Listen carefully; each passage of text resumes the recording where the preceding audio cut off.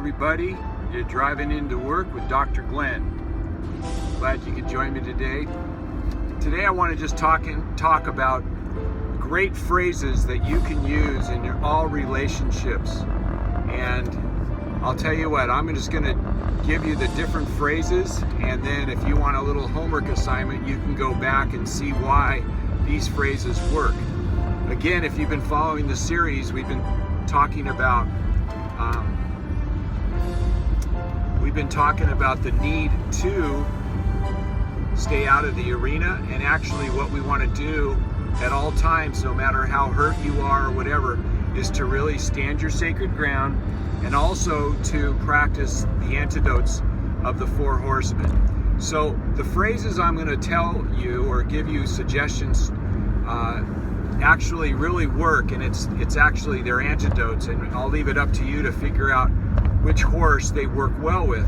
But to the best of your ability, you got to really know that you want to stay out of the arena, and that you really want to practice the antidotes, and you're doing everything you can when things turn south, or you feel criticized, or you feel rejected by your partner, or you're embarrassed for something they've said or something like that. It's real easy to just fall back into the traps that we're used to in saying things and having an attitude towards them that communicates contempt or it's critical of them. And so you're in the arena often. But the couples that are really masters of relationship stay out of the arena, and they use phrases like this. And so I'm going to use, I'll give 4 of them out, and see if you can see which antidote they really fall under and which horse they're really trying to combat. All right, you ready for the first one? Get a pencil out, because this is a good one. I use it all. I wrote it down in my car, and I got a story about that if I have time before I get done with my drive to work here to tell you about it. It's really, really kind of cool. But the first thing that you really want to get used to, it's 2 words. It's 2 simple words, but these are great, great words put together. And the phrase that you want to say if you're in a situation and it's maybe getting tense, is see if you are able in any way to say these 2 words. Good point. That's a good point. Good point. Good point. And you don't want to do it sarcastically. I would have a tendency to be like that. Yeah, good point. And it would be really defeat the purpose. But you want to really say it with genuine authenticity in your voice, that you really mean it. And so that's one.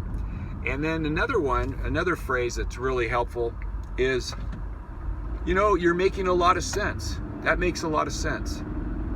And what that does, it really, you watch, it really takes a lot of the, sorry about that, we got a detour going on here. Right. The third phrase that I think is really helpful is just saying, again, 2 words. That's interesting.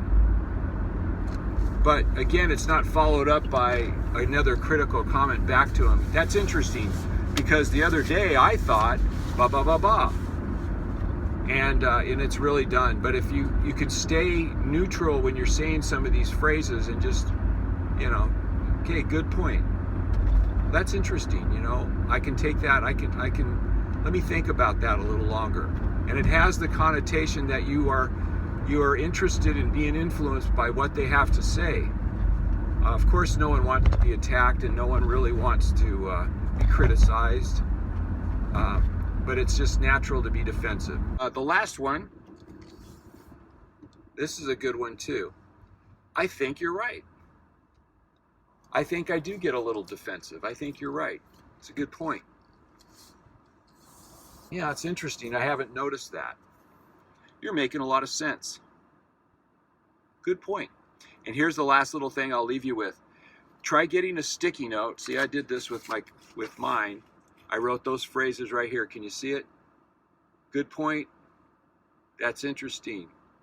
You're making a lot of sense. I think you're right.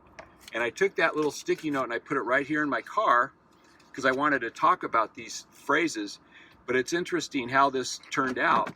Is they were in my car and my wife said, "What are those for?" And I said, "Well, I'm doing these little tapes and I'm trying to think of great positive phrases to keep people on a road of doing and practicing the antidotes. And I really think these are some great phrases." And she turned and looked at me and she goes, "That's interesting." And I said, "Yeah, you used one of the phrases. And good point." And we just started going back and forth, and we had a chuckle the whole ride up. We were trying to use these phrases as often as we could, and it was a fun little game. So if you want to try that, and you want in a car ride, and you're going to be going someplace for a half hour or whatever, and you want to just try that sometime and just see where that takes you. And it's kind of fun, and see how often you can use that. You'll see that it changes the whole tone, because it takes the whole defensiveness right out of the bag. And you're defeating it, and you're really saying, "I don't want to get on the horse." Good point. That's interesting. I probably am that way a little bit. And or when I'm stressed, I think that makes a lot of sense. I think I am that way. And so all of a sudden you're going with them, and they're seeing that you're accepting influence by them, and maybe there's a point, maybe there is something you can learn and change as a result of talking to them. Again, it helps if the person complains in a soft startup and a gentle approach. But anyway, there's 4 phrases right there. Write them down. Good point. That's interesting. You're making a lot of sense.